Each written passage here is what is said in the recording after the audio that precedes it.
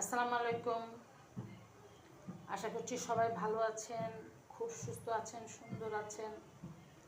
খুব সুস্থ সুন্দর থাকেন, এটাই চাই। একটা ভর্তা বানাবো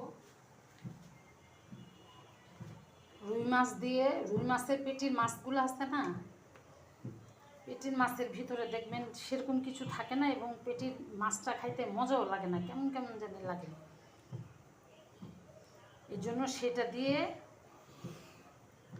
আর বরবটি দিয়ে একটা ভর্তা বানাবো। ভর্তাটা আপনাদের মাঝে শেয়ার করব।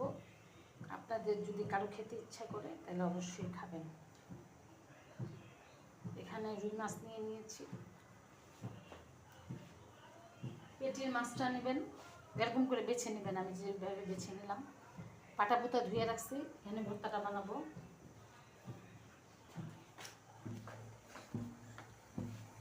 এখানে হয়ে যাচ্ছে সিদ্ধ বরবটি। বরবটিটা বেশি সিদ্ধ হবে না, সবুজ সবুজ থাকতে নামাবো, এর জন্য একটু বেশি করে পানি দিছি। এখানে শুকনো মরিচ চেলে নিয়েছি। আমি তেল দেইনি, তেল ছিল, সেই তেলে এরকম হয়ে গেছে। অতএব তেল দিবেন না, তেল দিলে বেশি মজা লাগবে না। ভর্তাটার মধ্যেও কোনো সরিষার তেল দিবেন না, সরিষার তেলের কোনো দরকার নেই, কারণ এখানে তেল দিয়ে তেলে হয়ে এই মরিচটা ভাজা হয়ে গেছে। আর মাছ তো আমি তেল দিয়ে অবশ্যই ভাজছি, এর জন্য তেল দিবেন না। বেশি তেল হলে ভর্তা একদম ভালো লাগে না, মজা লাগে না। কম তেল হইলে ভালো লাগে। তা আজকে ভর্তাটা বেটে দেখাবো।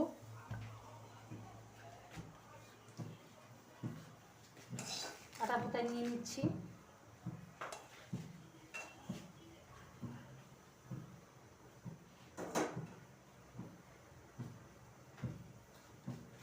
ভর্তা বানানো খুব কঠিন কাজ,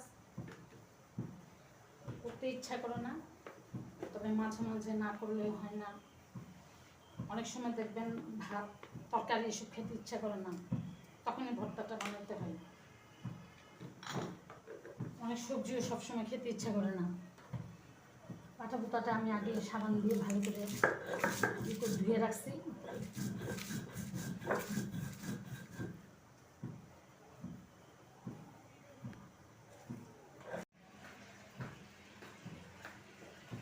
এখানে এখন আমি মাছটা বেটে নিয়েছি। মাছটা আমি বেটে নিচ্ছি। এখন আমি পেঁয়াজগুলো বেটে নিচ্ছি। উল্টা কাজ করতেছি এর জন্য, যেহেতু আমার বরবটিটা একটু সিদ্ধ হবে, ততক্ষণ আমি একটু বাটাটা একটু আগায় রাখি। তো বরবটি আমার সিদ্ধ হয়ে গেছে, ঝোল পড়ে যাচ্ছে জিবলা দিয়ে, সব বাটবো না খাবো ঠিক বুঝতে পারতেছে না।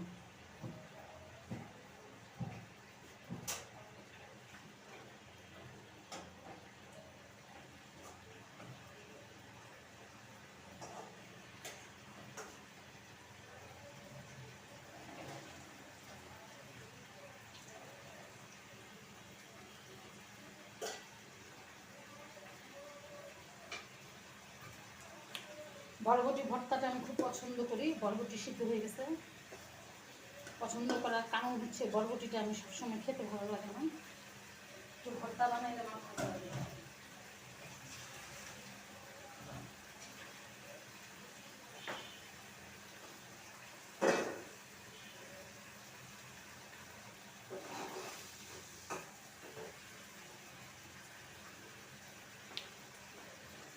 গরম গরম ধোয়া উঠতেছে, সিদ্ধ হয়ে গেছে। দেখেন এরকম সিদ্ধ হবে এবং সবুজ সবুজ থাকবে। যদিও ভর্তা বানানোর পরে বরবটিটা সবুজ আর থাকবে না, কারণ এটার সাথে আমি মাছ অ্যাড করেছি, রুই মাছ। আমি রুই মাছ খেতে পারি না, তাই আমি ভর্তা বানায় খাই। তাই ভাবলাম আজকে আপনাদের সাথে শেয়ার করবো ভর্তাটা।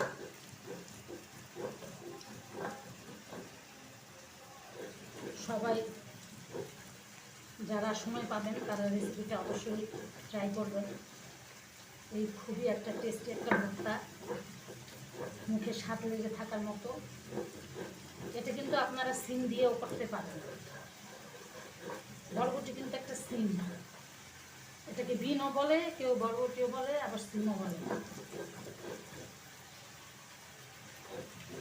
তো এটা কিন্তু সিম দিয়েও করতে পারবেন এই ভর্তাটা।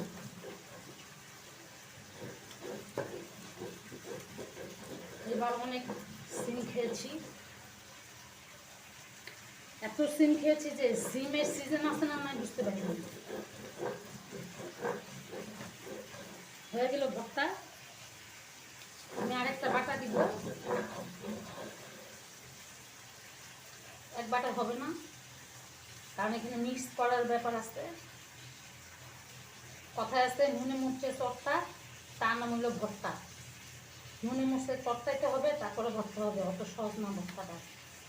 ভর্তাটা একটু নুন করবো,